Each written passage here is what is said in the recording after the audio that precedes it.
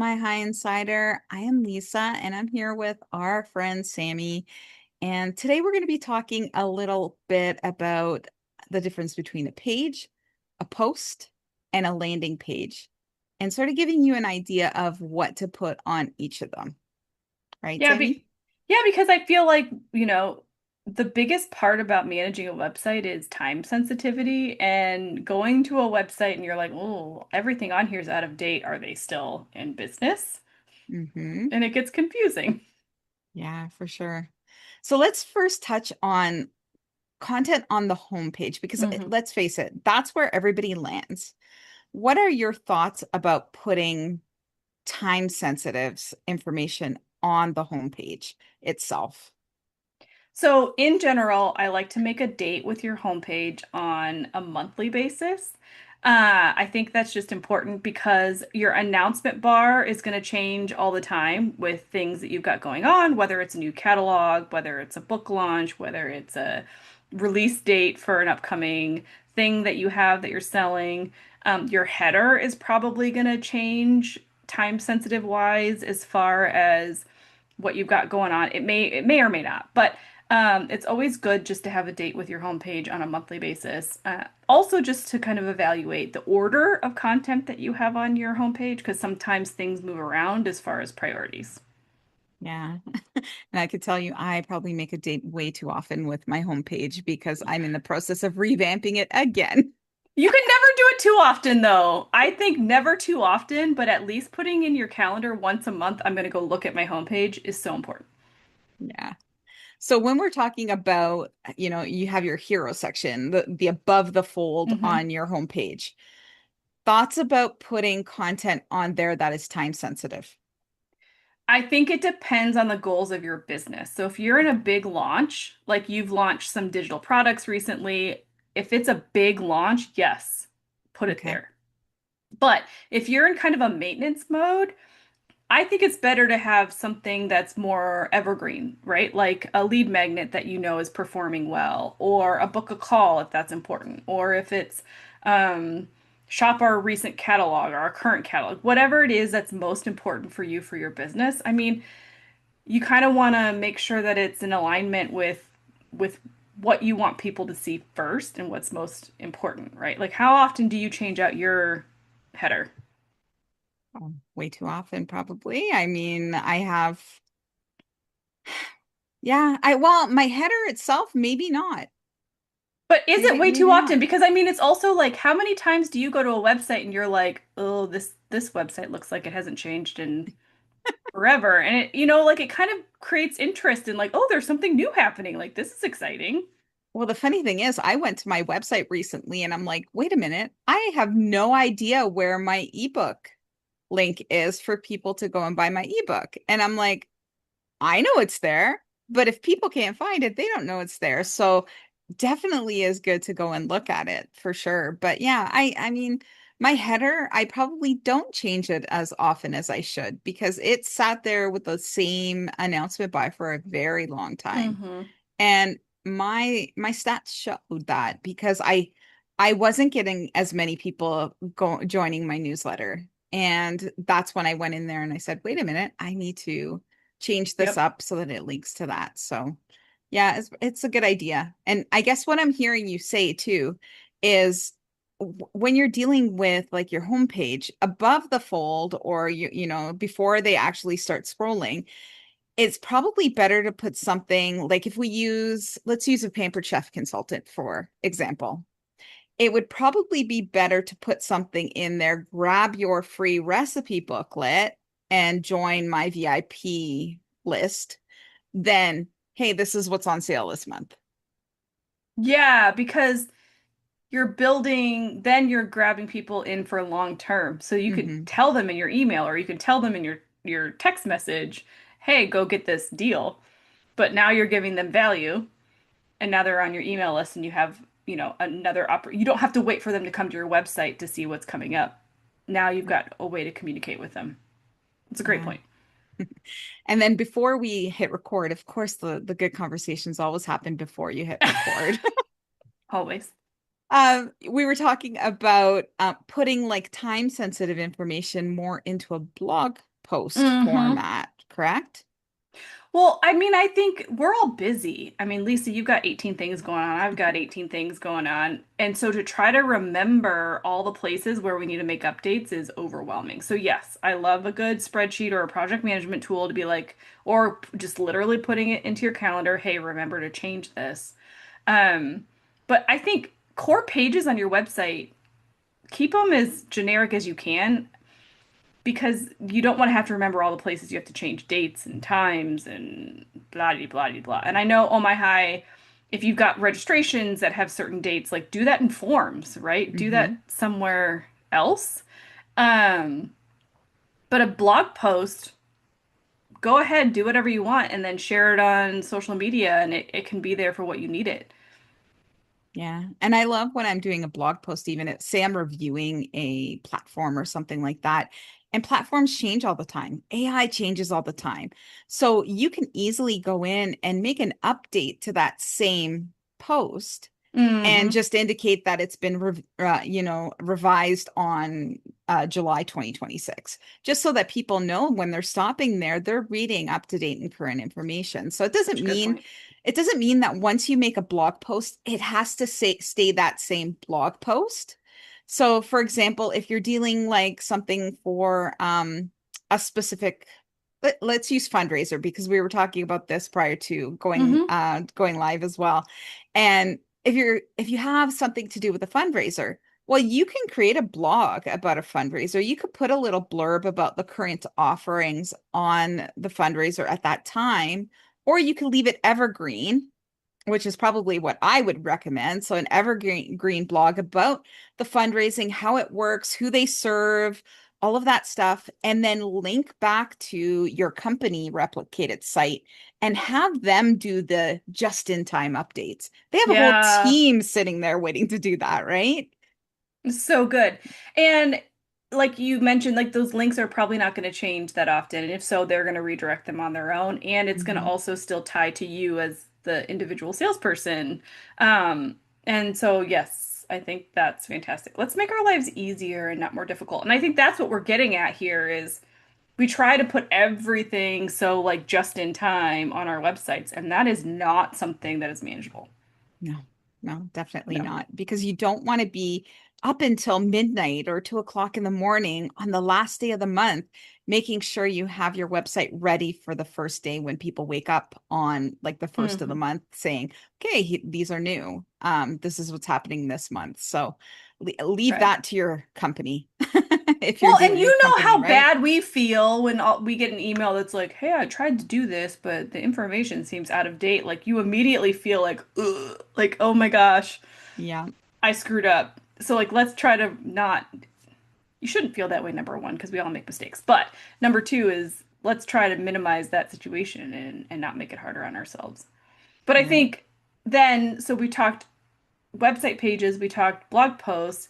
I think landing pages for our specific products is a great place for time sensitive stuff because those pages are meant to be sales pages for certain things that are coming and going. And so I think, you know, just pay attention to what big things you have going on, create landing pages, and Oh My High has a great opportunity for you to easily create redirects. So when that Mhm. event is done, you kind of move on and forward people to another page on your website that's kind of relevant. I don't know if you want to talk more about how that happens because that's your Yeah. wheelhouse. Yeah, so it's a super simple option in the back end of Oh My High now where you can go in and drop the current. So basically what you would do is you would go and turn the one page back into draft. Take it off, publish when the event's over, when everything's final because you don't want people to go there. But you don't want that link to be sitting there as a broken link. So if somebody types it in, you don't want it to be like, oh, that page can no longer be reached. So Oh My High has the redirect built right into our dashboard right now. So you would put that existing URL in there, and then you would have it redirect to another, like maybe evergreen sales page or your home page or something like that. So that if somebody does type it in, they're not getting lost. You're not losing that lead. It's just being redirected to a more up to date or current offering, right? And that's super simple. There are tutorials about that in our support documents. And all you have to do is type in redirect and it'll come right up. But it's so easy to do. And I absolutely love that. Yeah, I mean, think about if you were doing a book launch and you have a landing page that's like giving people the first chapter for free, but now the book is launched. You redirect it to your sales page to buy the full book. Or you Mhm. did a vendor event and you had a free offer at that vendor event. Well, now the vendor event is gone. Then you just redirect them to your general information about whatever your product is, right? Like there's so many ways that you can do that. And I love that it's so easy now. And now, again, in your project management tool, your checklist, your written down list, your Google whatever, just make a note that is just a reminder, hey, set up my redirect on this date so that you don't forget. And I think that's the biggest takeaway that I would love. I don't think it's that you can't have time sensitive things on your website, but it's Mhm. just that you have to put something into a calendar somewhere that says, hey, flip this because this is done. Right. And I loved something again that you mentioned before we hit record about something like a Black Friday, say a Black Friday sales page.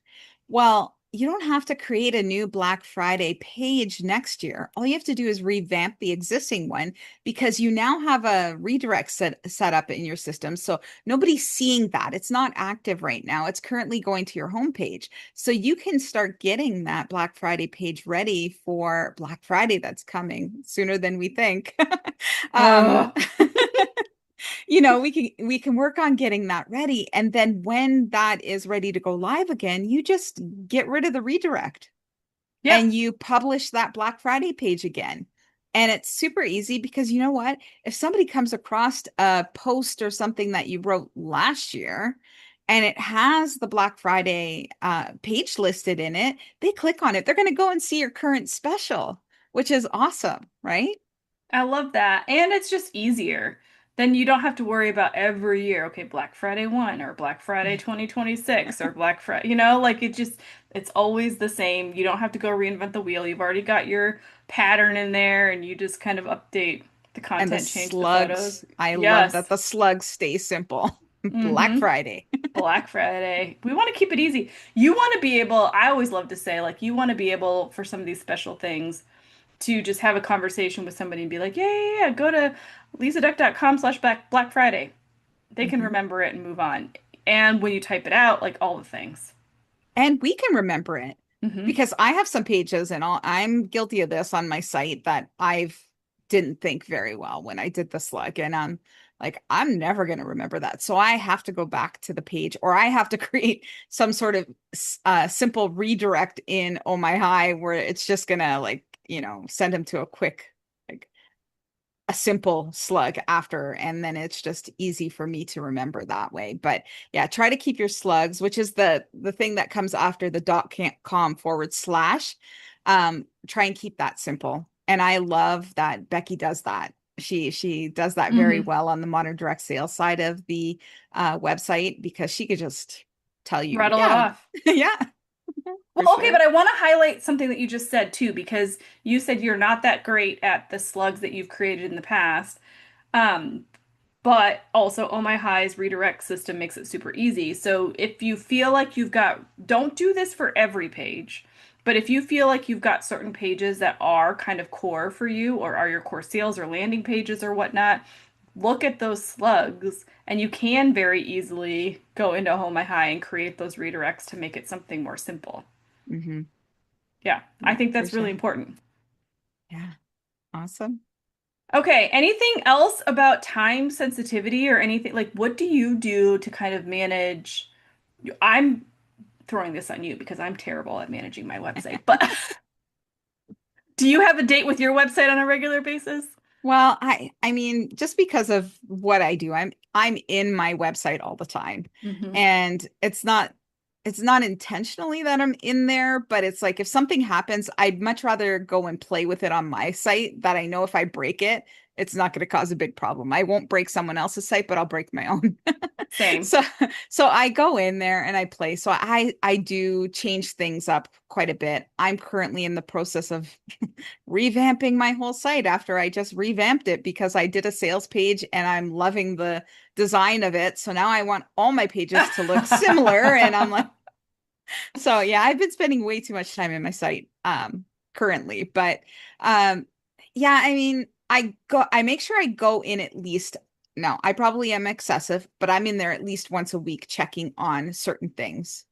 Um Not everything, but like, if I have a new freebie that I'm creating, then I make sure it's in a prominent position. Hmm. I check my entries to see which lead magnet is performing, and I want to make sure that that one is front and center. So there's certain things that I check. Maybe it's not like the images or links or something like that. I'm checking more analytics and what's getting traffic to my site, what's getting leads on my email list and stuff like that. I love that. I think that's good. I think for the average person, I mean, we are not getting millions of people traffic, like, we're not Coca-Cola or Amazon or whatnot, right? Nor do we want to be. But I think it's just important once a month, even if you're not doing it once a week like Lisa's doing, once a month to really just go in and take a look and see, is my website actually conveying the priorities that are my business, you know, at a Hmm. minimum, because a lot of times things change, events change, lead magnets change, and we haven't actually reflected that. And we say, well, why are we not getting what we need? Why are people not doing what we need them to do? And it's often because we just haven't actually given them the opportunity, just like you said at the beginning about your product, right?